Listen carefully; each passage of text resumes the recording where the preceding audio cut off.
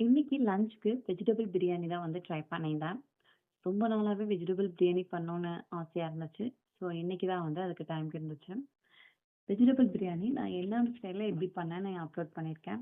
So first ஒரு பேன்ல நீங்க oil, key எல்லாமே ஆட் பண்ணிட்டு, ஸ்பைசஸ் எல்லாம் போட்டு நல்லா ஃப்ரை பண்ணிக்கோங்க.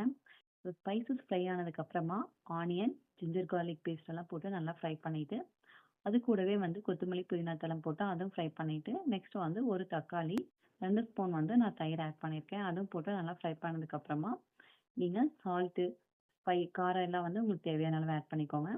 இதெல்லாம் நல்லா ஃப்ரை ஆனதுக்கப்புறமா, நான் வந்து வெஜிடபிள்ஸ் எல்லாமே ஆட் பண்ணிட்டேன்.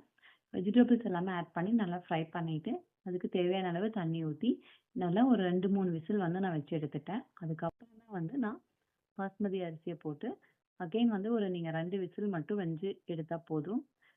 நல்லா குழையாம நல்லா ஒரு டேஸ்டியான வெஜிடபிள் பிரியாணி ரெடி ஆயிடும்.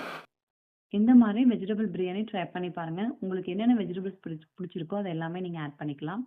நாங்க லஞ்ச் எல்லாம் கம்ப்ளீட் பண்ணி சாப்பிட்டு முடிச்சதுக்கு அப்புறமா பாத்திரம் நல்லா இருந்தது எல்லாம் வாஷ் பண்ணிட்டு முடிச்சாச்சு. அவ்வளவுதான். நாளைக்கு பார்க்கலாம். பாய்.